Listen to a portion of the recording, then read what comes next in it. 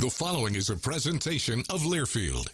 Welcome to Duck Insider. Our whole athletic department, there's a level of expectations of success. Throw, catch, touchdown, Oregon. He can run and slam. He's back out for a three. Left wing is good. In the air to center, back at the wall. It's out of here. Really excited that we get to rep our Ducks and hopefully come back to Eugene with some championships. Indoor track and field national champion. Oregon repeats as the Pac-12 champion. And for the fourth time in the last 6 years, the Ducks are Pac-12 champions. We have so many teams that are excelling right now, and it's really fun to be a part of.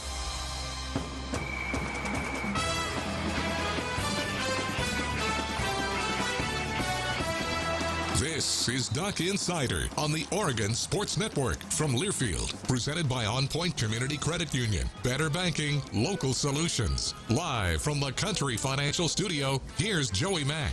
Thank you, and man, this is going to be a fun show today because Mario Cristobal, the Oregon football head coach, not only met with the media after practice, and we have that for you coming up momentarily, but he's going to be with us on the Oregon Football Coaches Show tonight.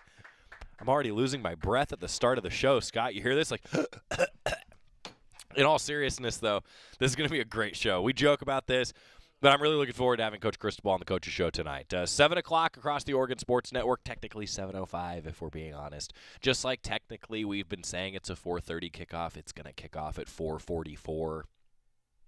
It's just how these things work. I don't know why. But here we are. So the Ducks, though, getting ready for a top 25 showdown against Utah with a 4:30, 4:44 kickoff on ABC. It's a 2:30 pregame show for us across the Oregon Sports Network. Mario Cristobal tonight. You can watch the show on the GoDucks YouTube, on the Oregon Football Facebook, on the Oregon Football Twitter, and tune in across the Oregon Sports Network, goducks.com/OSN, where you can tune in your market. This is a really good conclusion, I think, to what's been a fun 12 coaches shows. Next week, we will not have an Oregon football coaches show because we will have Oregon basketball going on Wednesday. And then before we know it, the game is going to be here. So Oregon basketball on Wednesday of next week.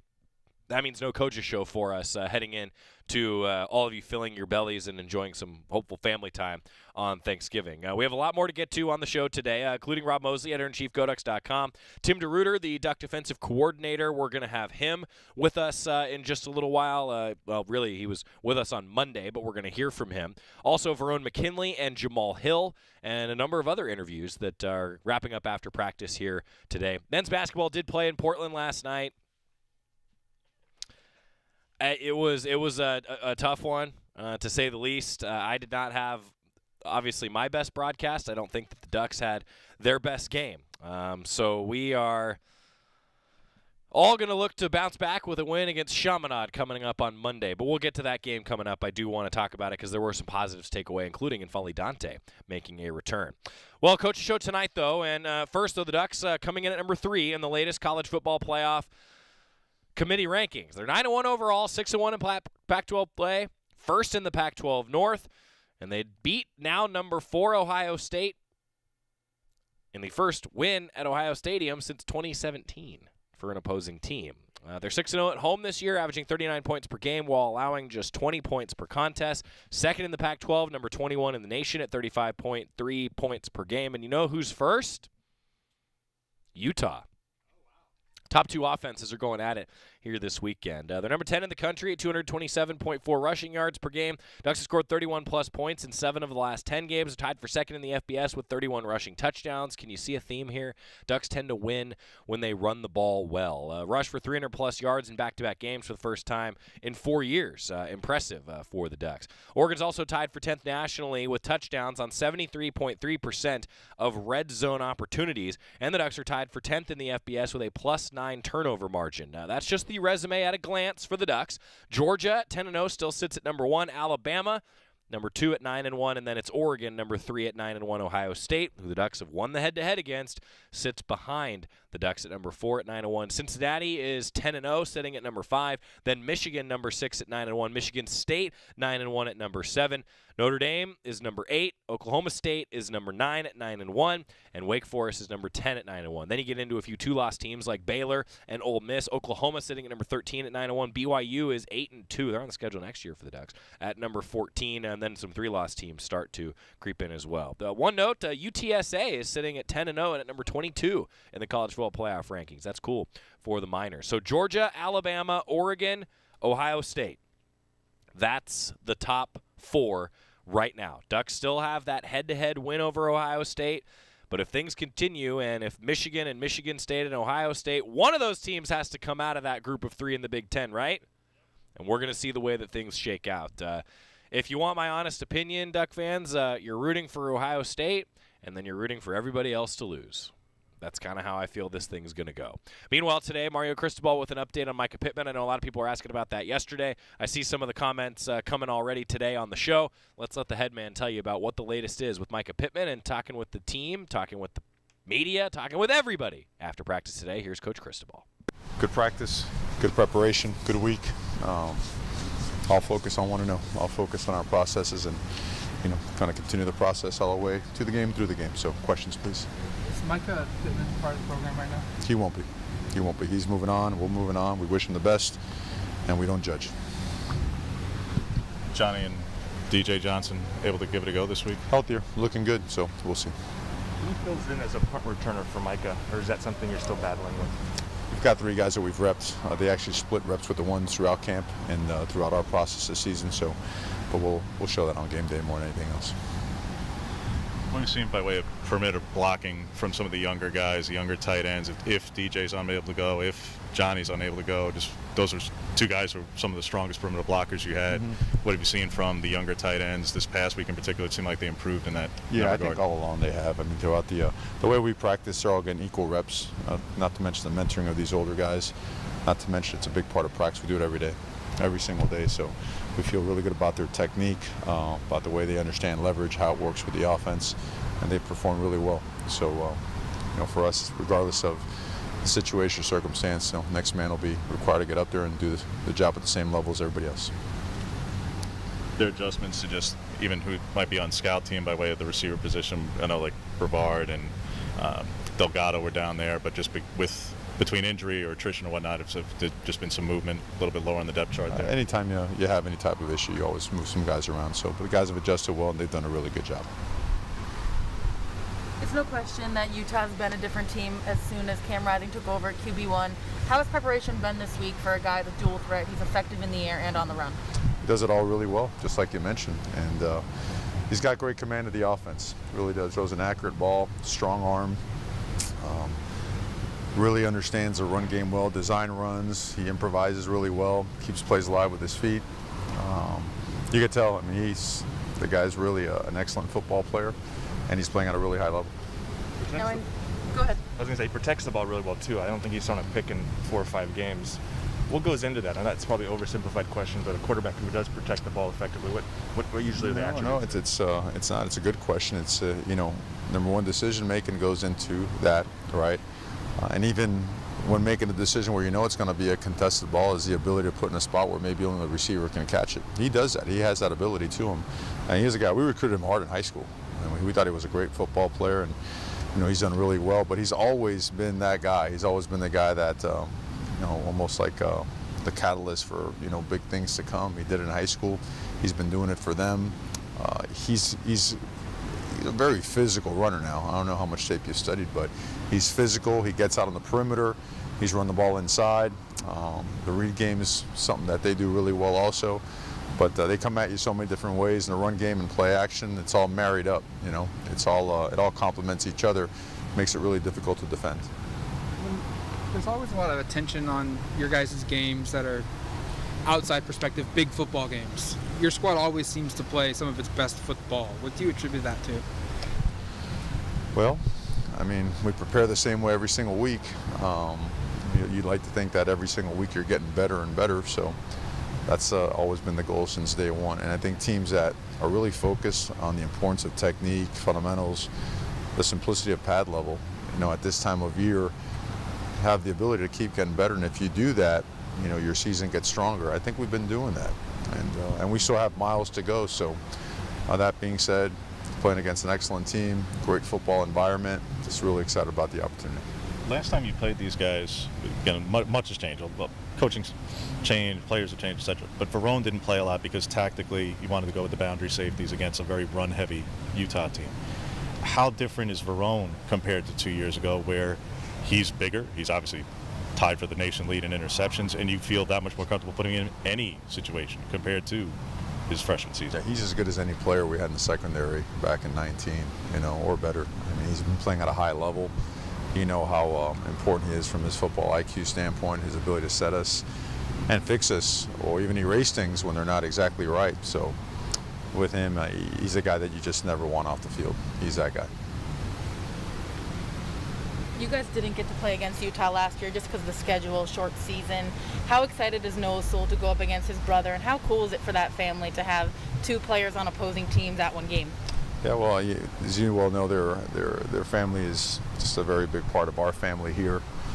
I'm sure that always plays a huge role, but I'm sure both brothers are really focused on preparation, on execution, and that's the way the family DNA goes.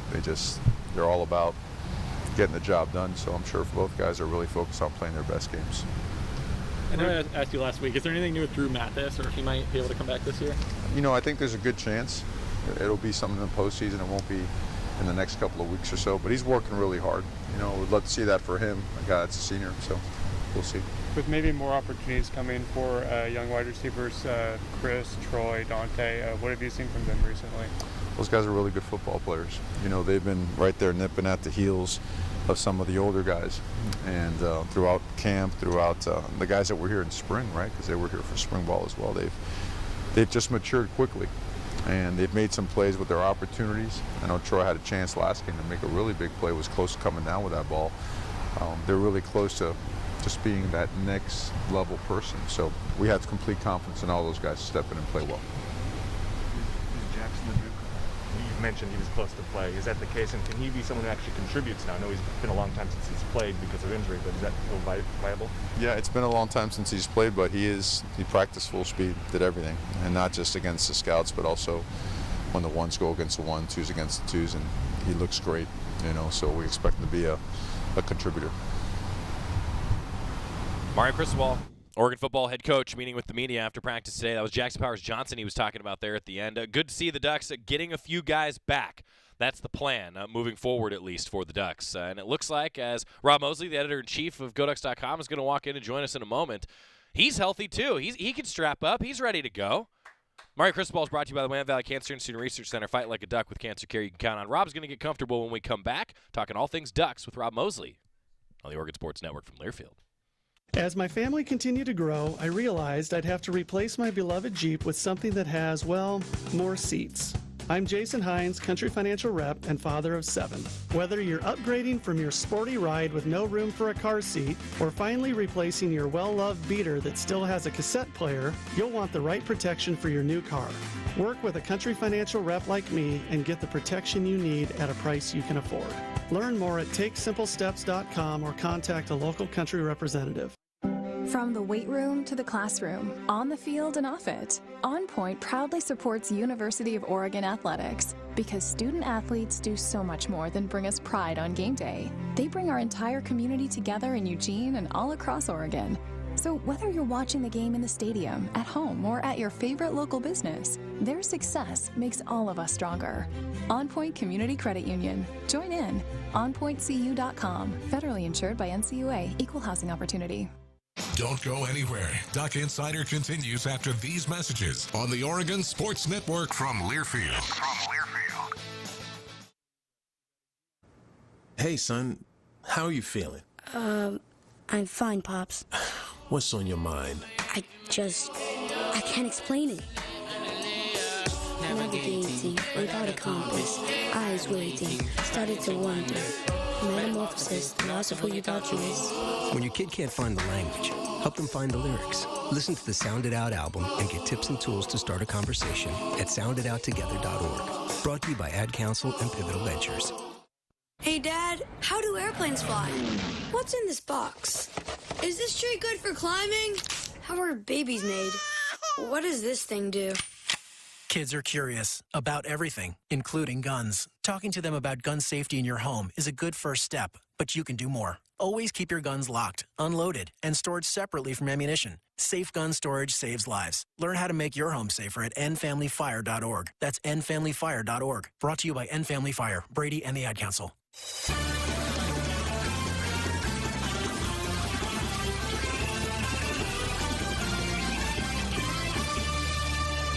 Back on Duck Insider, presented by On Point Community Credit Union. Joey Mack in the Country Financial Studio. Rob Mosley, the editor-in-chief of GoDucks.com, is joining us. Quack Minute partner and really the Quack Minute star, Rob Mosley. How you doing, buddy? Good.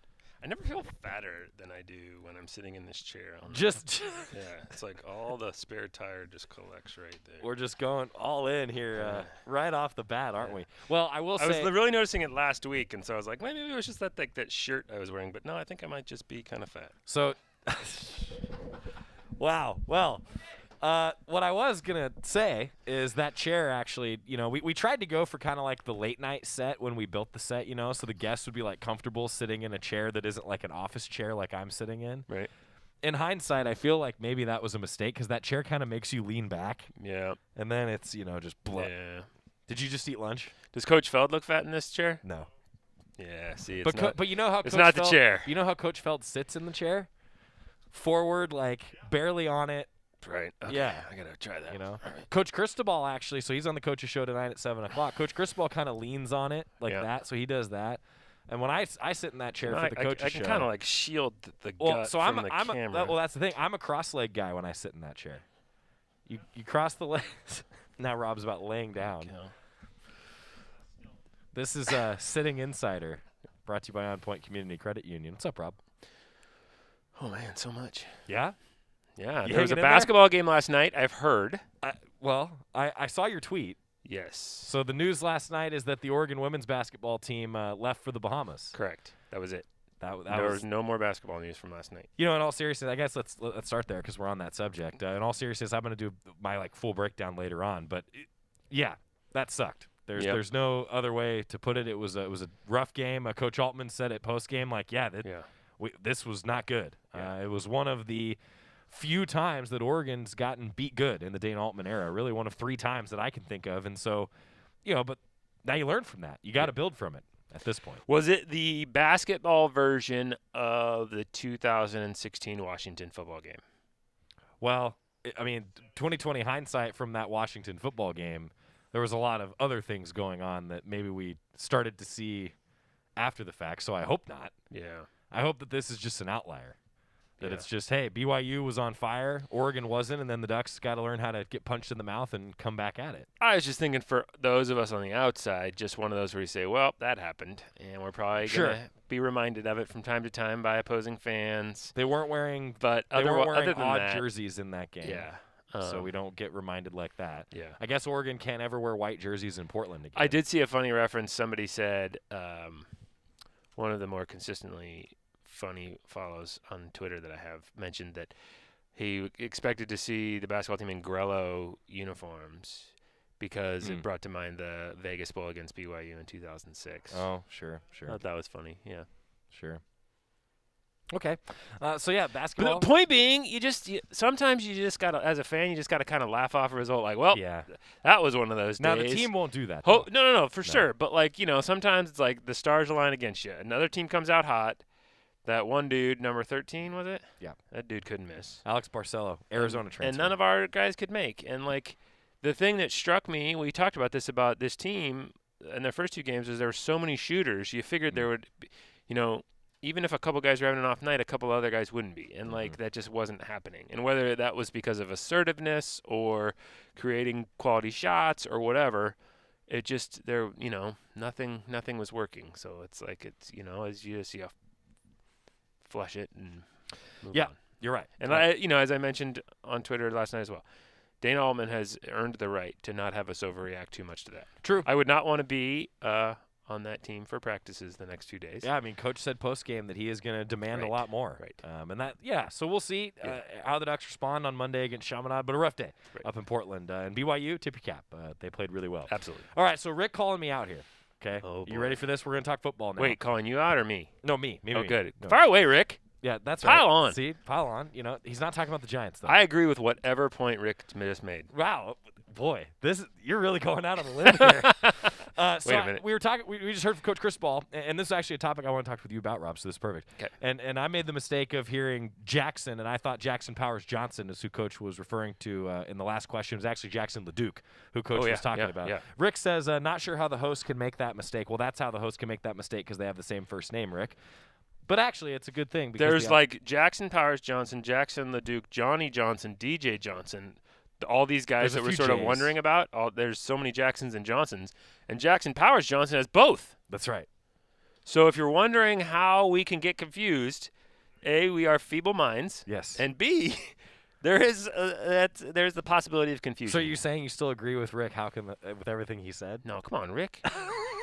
Let's raise the level of discourse, buddy. Hey, I appreciate it though, Rick, because that is a good call out. He was talking about Jackson accuracy LeDuc, is it's important. Right, you have to do it. Right. That's why we're bringing attention to it. And I'm saying, Rick, thanks for pointing that out. But I want to talk with you about the offensive line, Rob. I mean, because we were talking about that's in the Quack Minute. Like Kayvon Thibodeau he's Kayvon Thibodeau. Right. Brandon Dorlus, Popo Amavai, the rest of that defensive line has been getting a lot of praise lately, rightfully so. Right. But the offensive line has to face those guys in practice every day. Right. And the offensive line has had some attrition. Right.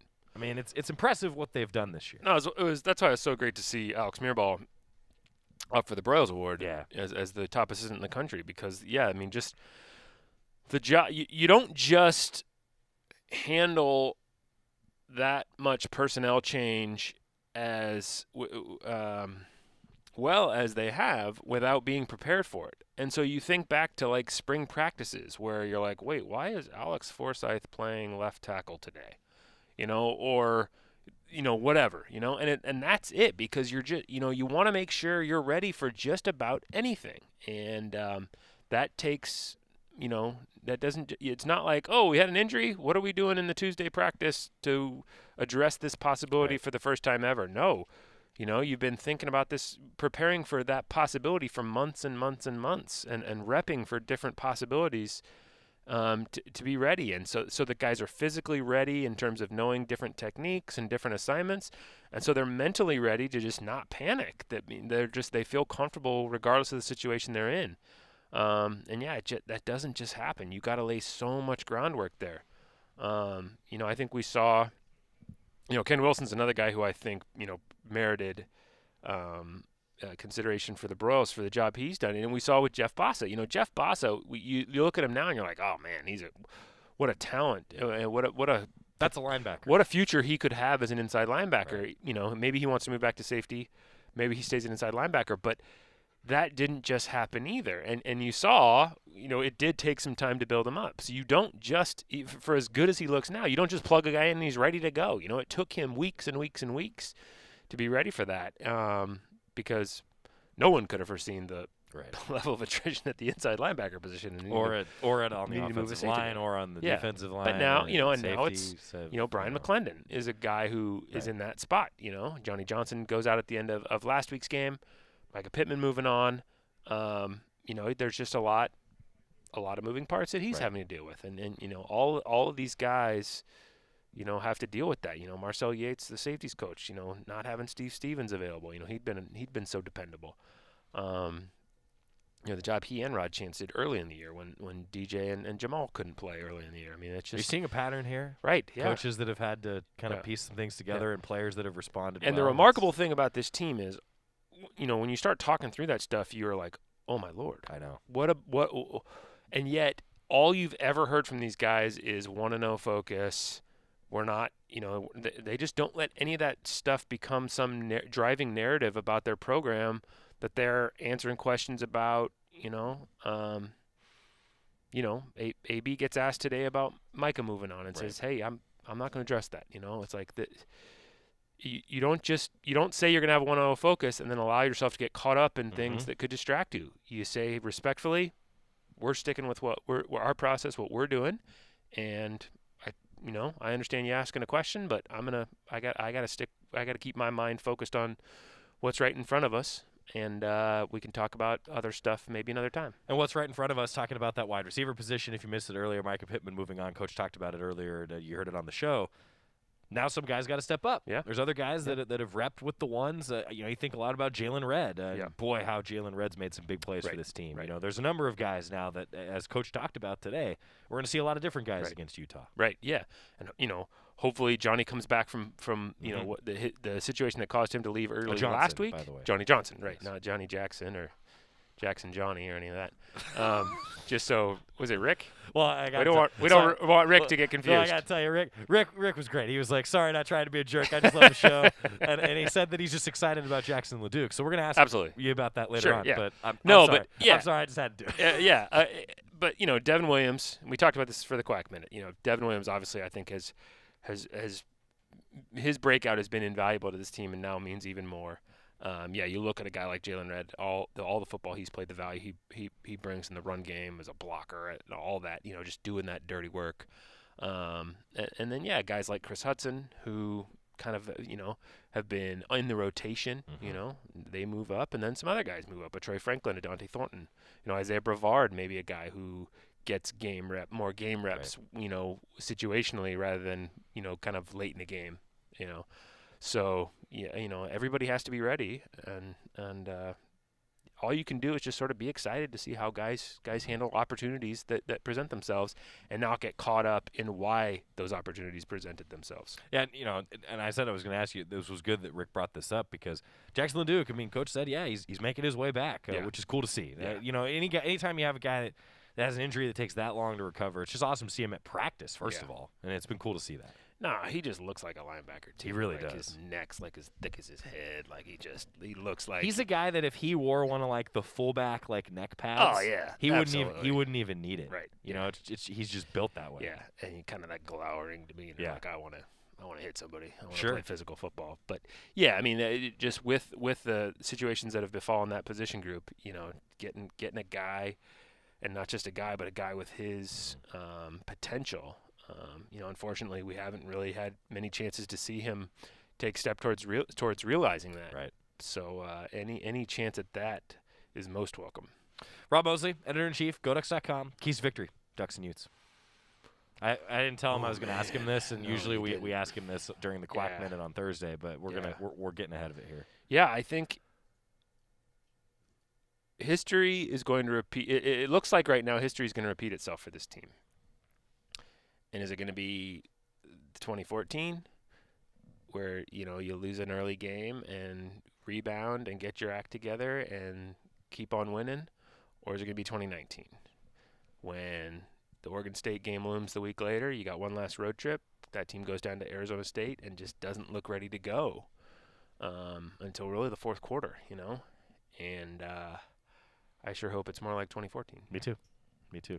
Also, Kylie says, Rob, thank you, sir, for everything you do. So I'm going to give you a fist bump. Oh, thank you. Kylie. Appreciate you, Kylie. Yeah. You do a lot. You're covering a lot of bases here. Yeah. I love it. Beats working, as I always say. That's right. Women's basketball on the road. Yeah, those poor souls just got to the friggin' Bahamas. Yeah, you didn't make the cut for the trip, huh? No. Well, you got football. It was discussed in the past, but no, there's too much going on. There's a lot going on. This is a big deal.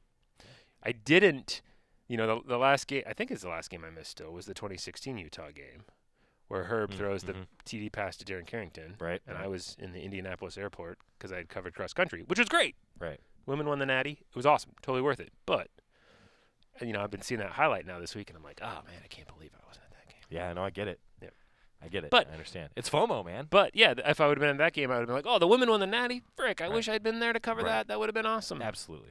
So, absolutely. Yeah.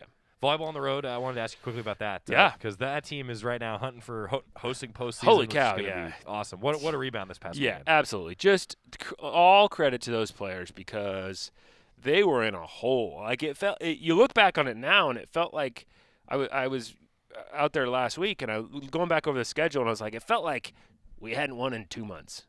And I look back, and the losing streak was like 3 matches. 3 or something. matches, yeah. It's like a week and a half. Totally. But it felt like a dark, dark time for much longer than that.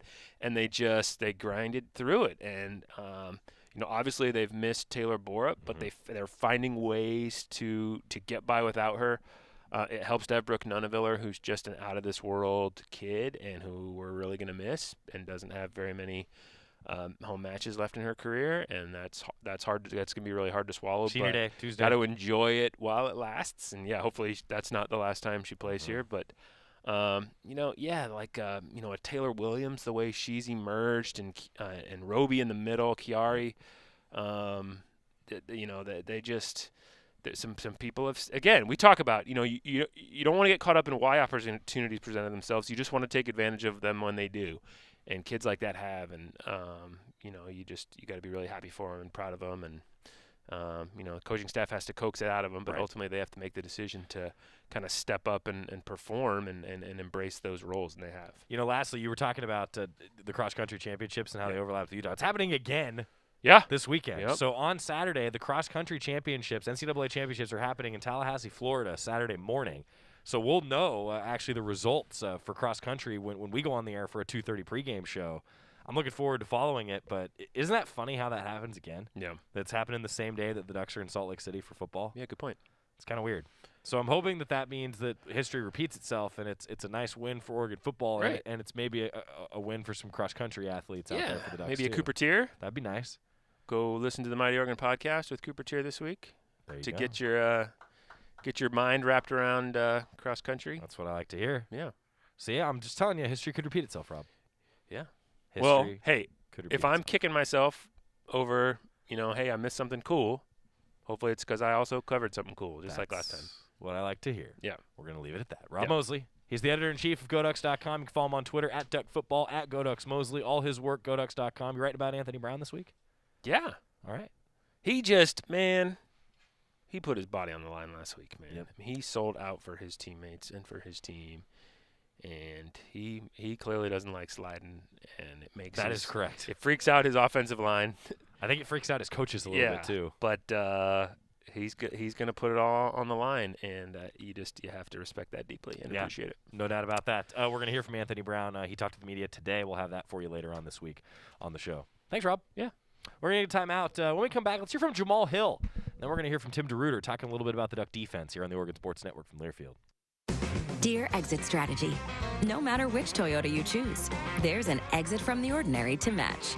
See you soon, Toyota. Visit your local Toyota dealer or Toyota.com today. Toyota, let's go places. What's with Mountain Dew? Mountain Dew is like a zipline of incredible flavor directly into your brain. Mountain Dew is like getting punched in the mouth with pure neon refreshment that creates a neural explosion, sending flavor shards of electric brain pulses into your very core of being. Okay, maybe that's a little over the top, but you get the idea. The fact is, the mind-bending challenge of describing the taste of Mountain Dew is way harder than just experiencing it. That, of course, is easy. Just grab an ice cold Dew, crack it open, and toss them back. Mountain Dew. Do the Dew. Dear Exit Strategy, no matter which Toyota you choose, there's an exit from the ordinary to match. See you soon, Toyota. Visit your local Toyota dealer or Toyota.com today. Toyota, let's go places. Duck Insider continues after this timeout on the Oregon Sports Network from Learfield. Adopt US Kids presents What to Expect When You're Expecting a Teenager. Learning the lingo. Jelly. Jelly adjective.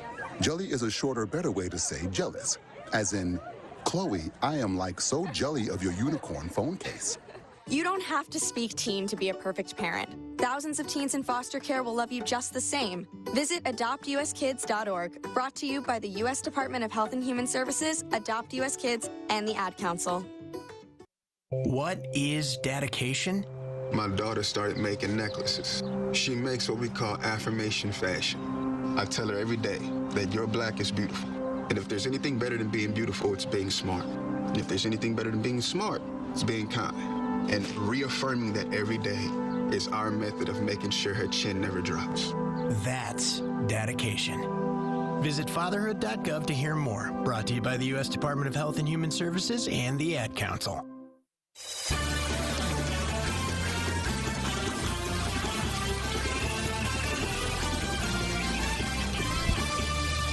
Back at Duck Insider, presented by On Point Community Credit Union. Joey Mack in the Country Financial Studio. Oregon Football Coaches Show with Mario Cristobal coming your way tonight, 7 o'clock across the Oregon Sports Network, goducks.com/OSN, where you can tune in, including the Oregon Football Facebook, Twitter, and the Go Ducks YouTube page. You might be watching the Duck Insider Show on YouTube right now, same YouTube channel. Hoodoo Ski Area preseason pass sale going on now. Family fun destination since 1938. Deep savings. Get your season pass now at hoodoo.com. Longtime supporters of Oregon athletics. Let's hear from Jamal Hill, a guy who has had to step up in a lot of different ways for the Ducks, and he's going to have a tough task covering more tight ends than we've ever seen on a football field, probably, for Utah. Jamal Hill talking with the media. Back to playing another team that uses a lot of tight ends in a lot of different kind of ways. What have you seen looking at tape of this Utah team? Yeah, like you said, they do use their tight ends in a lot of different ways. They got a lot of good backs too, and they run their scheme really good, so it's going to be another good challenge. How have you progressed? How have you developed, particularly in pass coverage of those bigger guys, of those tight ends over the course of the season? Just working with our guys at practice, T. Ferg, Mo, Spencer. Those guys give me a great look every day at practice, so I feel really confident. You make one of the plays of the game last weekend very early on. The ability to move on after the long throw and then to stick with that play in a scramble drill kind of moment. Walk us through just what's going through your mind there over the course of about 90 seconds or so in extremes. All my coaches all my life, just playing DB just taught me to have a short memory, so I always had that next play mentality, and you never know what the next play might be, so you just got to make every play count. Did you know immediately that was going to be a touchback, that you knocked it out through the end zone? I knew he fumbled, but I didn't know it went out the back of the end zone. I kind of thought it went out of bounds. But I was going to ask, was that the intention, though, to get airborne so you could dislodge the ball, or were you just trying to stop it from getting to the plane? What were you thinking there? I was trying to get the ball out, but I didn't intentionally try to get it out the back of the end zone. It just kind of, the football guys looked out. What is especially when you see a quarterback running there, obviously he might not be as comfortable as a normal player in terms of carrying the ball. Are you thinking in that particular instance that's kind of the goal there, to see if you can get it knocked out? Yeah, definitely. Every time. How cool is it to see Brian Addison get that game-winning pick? Man, can't even really put it into words. Just seeing where he came from, all the work he didn't put in to get to this point, and finally see pay off at a game is priceless. A whole team was so happy for him, bro. What's this year been like for you? Obviously, the ups and downs of the offseason stuff, I want to ask about that particular, but you went from being a non-starter to start the season to then having to fill in for Bennett, who was playing. So what was that process like during, kind of take us back to that Stanford time, kind of what went there? Coach Cristobal preach it all the time, next man up mentality. Of course, we can't wait to have Bennett back. He was playing very well, but, things happen in football, people get injured, and however I can help the team is what I'll do. So, does your mindset shift at all going from a non-starting role into a starting role and back? And does that impact anything throughout the course of a week for you? No, I wouldn't say that. Prepare every week like a starter, just because you never know what can happen during the course of a game. This is a quarterback in Utah doesn't throw very many interceptions. Hasn't thrown one about a month or so. What is it that you've seen from him? He doesn't beat himself. What makes him so efficient, so accurate? He's a really good decision maker. Like you said, he hasn't thrown a lot of interceptions, but we just got to capitalize on when he does make those mistakes and try to give him different looks, try to force him into some mistakes. You've faced so many we go back to the tight ends, so many different kind of multi-tight ends. What is different about not just their players, but the way that they use them? You hear a lot from Coach about broken sets, they break guys off, they're not just end of line, hand in the dirt, blockers. So with their tight ends, they use a lot of I want to say 11 personnel sets, but with the bigger tight ends, so it's just being disciplined in everything that we need to do, and just seeing our keys and just knowing what we need to do really. Defense has their work cut out for them because Utah does have the top scoring offense in the Pac-12. Those Utahs and their quarterback and Rambling have done a really nice job. I think that it's interesting looking at a team like Utah that has clearly gotten so much better over the course of the year. And really, that shouldn't surprise you, right? Teams get better as the year goes on. But Utah was playing so many young players early on this season. I'm really curious to talk to Bill Riley about that. He is the voice of Utah, and we'll have him on the show tomorrow talking about all these different topics, and I'm looking forward to doing that. When we come back, let's hear from Tim DeRuyter. How does he plan to slow down that Utah offense here on the Oregon Sports Network from Learfield? From the weight room to the classroom, on the field and off it, On Point proudly supports University of Oregon athletics because student athletes do so much more than bring us pride on game day. They bring our entire community together in Eugene and all across Oregon. So whether you're watching the game in the stadium, at home, or at your favorite local business, their success makes all of us stronger. On Point Community Credit Union. Join in. OnPointCU.com. Federally insured by NCUA. Equal housing opportunity. Dear past, present, and future football watchers, football is back! So consider this your official excuse for always putting football watching first, courtesy of Pepsi. That haircut appointment? Seeing the in-laws for the first time in ages? It's been so long! Nope, sorry Susan, not if it's on Sunday. Long story short, after the year we've all had, we think you could use a little football watching. So crack open a Pepsi and cheer your football watching face off. With love, Pepsi. Made for football watching. That's what I like. Duck Insider, your home for the latest news on Oregon athletics on the Oregon Sports Network from Learfield.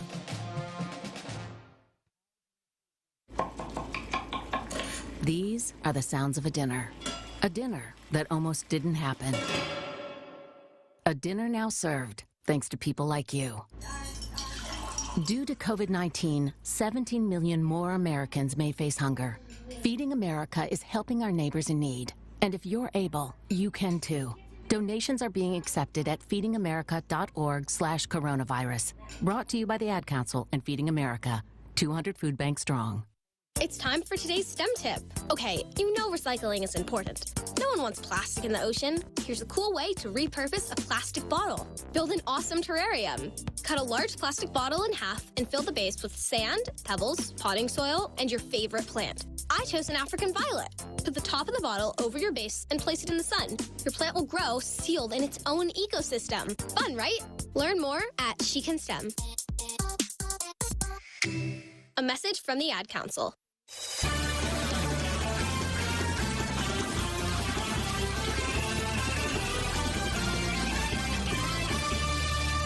Back on Duck Insider, presented by On Point Community Credit Union. Joey Mack here with you in the Country Financial Studio. The Ducks getting ready for that Utah team and talking about their offense a lot. Tim DeRuyter, Oregon defensive coordinator, talking about Cameron Rising, their quarterback, how different they've been since he's been in there. Top scoring offense in the Pac-12 since he's been in there at quarterback. Mario Cristobal said that he doesn't maybe get enough credit for his ability to run, his ability to show that athleticism. Well, Tim DeRuyter had a lot of things to say about his defense and matching up with the Utah Utes this week. Tim, I'm sure nothing that KT does surprises you anymore, but can you put into words not just the sacks, the sticking with plays, the forcing and setting up other tackles for all the things that he did this past week, how instrumental that was, and what he's going to have to do this week for you against a Utah offensive line who statistically is also obviously superb? I think he's the best defensive player in college football right now. He disrupts a game. It's just rare to compare him to anybody. You have to take him into account. He's equally effective in the run game as he is in the pass game. People are going to try to screen him and get him running sideways. He chased things down from the backside. It's really impressive to see him work during the week and to show up on Saturday and have it be as productive. And we're a much better defense, obviously, when he's on the field, and we're starting to approach the type of defense we need to be. As it pertains to this week, we have to have him playing at his best. They're a very physical running team. Their pass game primarily is spun off of their run game. They're a powered downhill football team, and they're very physical up front. They've got backs that are very physical. And ever since they've got Rising in at quarterback, they've really been productive. And I think they're averaging about 40 points a game the last half dozen games or so. So our hands are going to be full trying to, do some things to disrupt their flow of what they're trying to do. And KT needs to have a big game for us to do that. Coach, I wanted to ask you about Autzen just for a second. I think Saturday night might have been as loud as it's been all season. Obviously, that's something you want to make life hard on the offense, but you're now in a position where you have to try and coach through all of that noise. Have you found any difficulties with that? Not so far. We've got a lot of signals in. I realized back when I was at Texas A&M the first time, when you've got a crowd that's that noisy, you better have defensive signals because you cannot communicate when the crowd decides to get into it. And the crowd was awesome. Really got Washington State, I thought, on their heels a little bit, made them defensive, and it really got our guys cranked up. So hopefully we'll continue to have those kind of crowds and give them something to cheer about. Utah ranks 11th in the nation on offensive first downs. What is it that makes their offense so effective, and particularly the run game? Well, they have an identity. They're very physical up front. They do a nice job of, getting in multiple personnel groupings and creating extra gaps with their system. And so they make you not just play a 2-man surface or a 3-man, but they have 4 and 5, and you better be very, very, clear as to who's got what gap responsibility. And once you do that, and you start committing too many people to the run game, their play action game, they've got people who can take advantage of it. So it's a system that Coach Ludwig has really done a nice job of evolving. It's kind of an NFL trend now of scrunching formations down and creating additional surfaces, and then having all the play action game off of it makes it really difficult on defenses when you're trying to stop the run. But just going back to Saturday's game, they had a lot of success throwing the ball in the first half, but the second half, less than 100 yards. Was there any changes made there? Was that just a byproduct of being more comfortable with what they were doing throughout the course of a game? Was it the pass pressure, the pressure you get in the quarterback that changed? I mean, what shifted there? Because it did seem like it was notably better in the second. Well, I think we probably played the screen game better in the second half. They hit us on the tunnel and the little swing screen in the first half. You got to do a good job of turning that thing back in.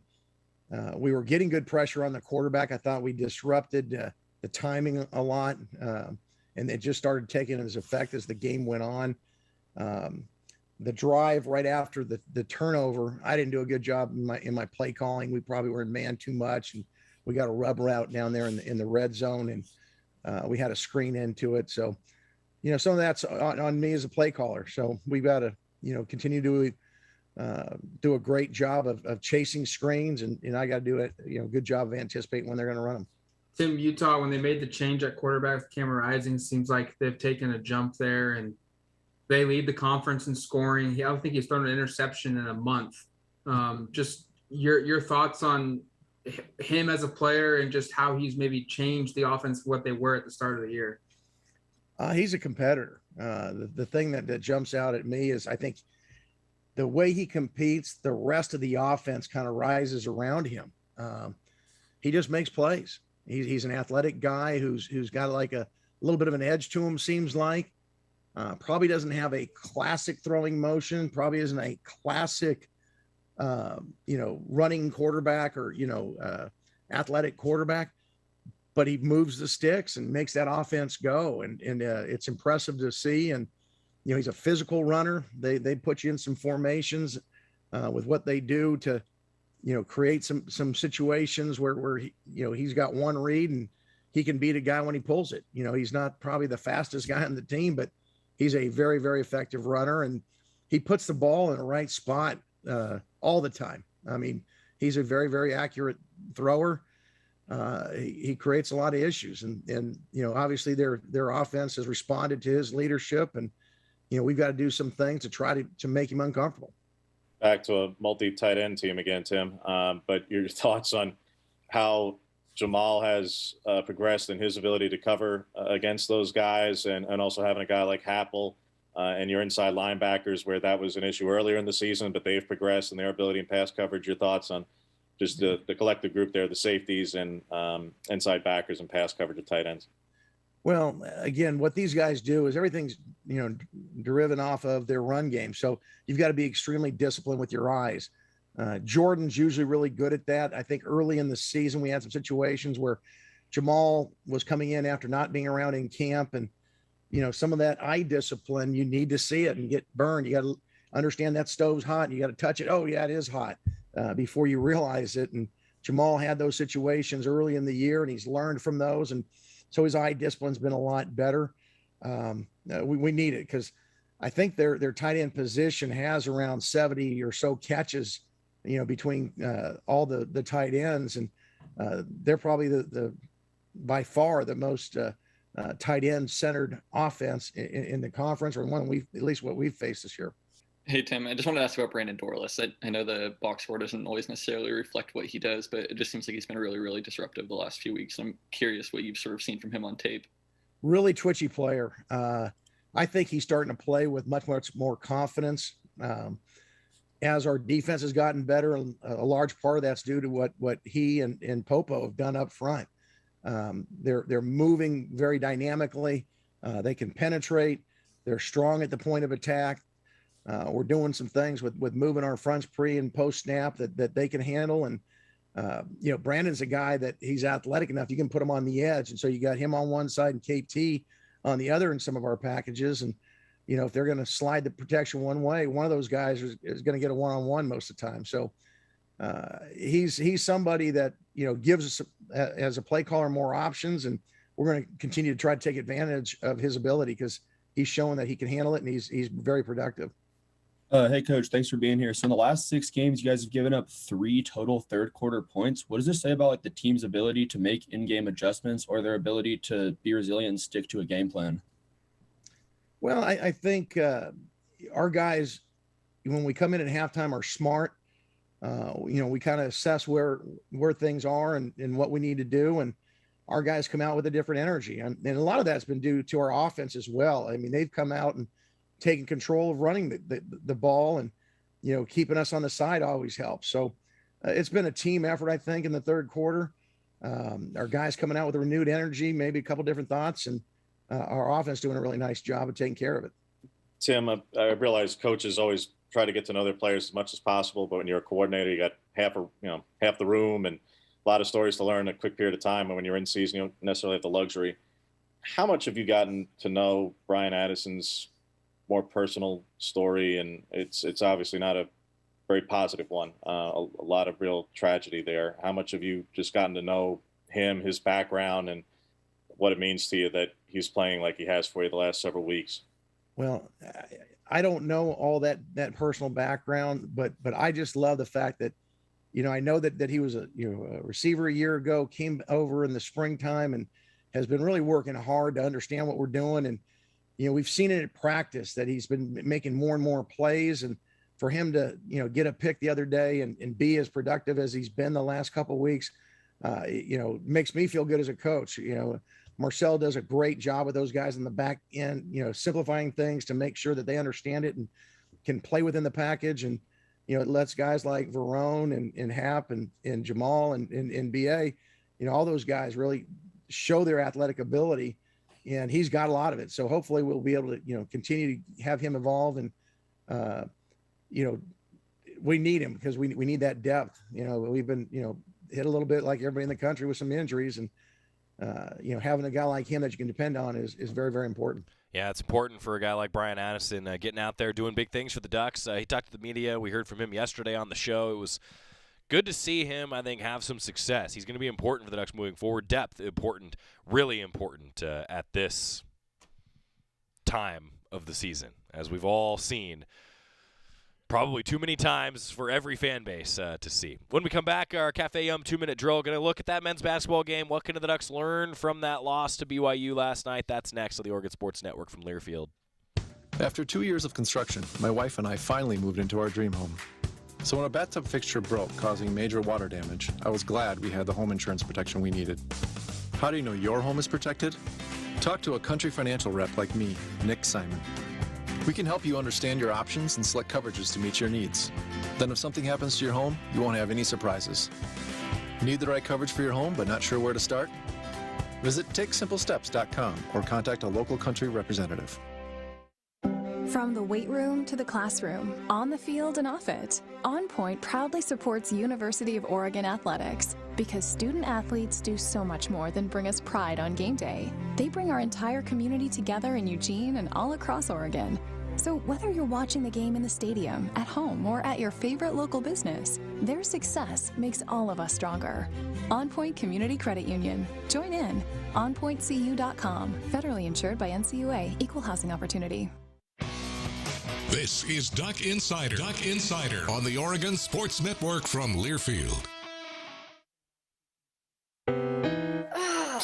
Steven. Who said that? Me, down here. Ugh, what are you, a yellow booger? I'm a banana slug, Steven. What are you doing in my room? I'm your sense of adventure. It's been a long time since we've had an adventure in the forest. Mom took me to the forest last year. I'm a slug, Steven. It took me a long time to get here. You're right. I should get out. Yeah, the forest is not that far away. Hey, Mom! Come to the forest where the more adventurous you lives. Check out discovertheforest.org for cool places nearby. Brought to you by the U.S. Forest Service and the Ad Council. America, your children have an amazing superpower. That's right. They can help save lives by simply washing their hands. Just 20 seconds of thorough hand washing after they've coughed or sneezed or been outside can help fight against the dastardly spread of germs. Armed with only soap and water and hands, your superhero can protect you, your family, and everyone out there in America land. Amazing! Find out more at coronavirus.gov. A message from the CDC and the Ad Council.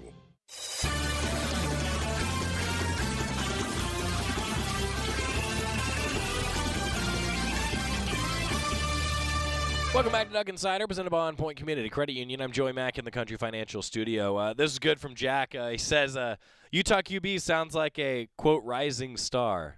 Well done. Well done. I don't know that he's a rising star anymore, though, because Cameron Rising has maybe been the best quarterback over the last month in the Pac-12. Hasn't thrown an interception the last 4 or 5 games, and he's taking care of the ball. Done a really nice job. Cafe Yum 2-minute drill, taking a look back at Oregon men's basketball, an 81-49 loss to BYU in the PK Invitational last night. Look, a tough one. BYU led wire to wire. And, in fact, Will Patterson, the sports information director for the Ducks, he pointed this out to me because Oregon led wire to wire in the first 2 games of the season, and then they didn't ever lead in this game against BYU. Through 3 games this season, there have actually been no lead changes for Oregon men's basketball. Go figure. That's just one of those weird oddities. But an 81-49 loss for the Ducks against a BYU team that I think is probably going to be in the NCAA tournament.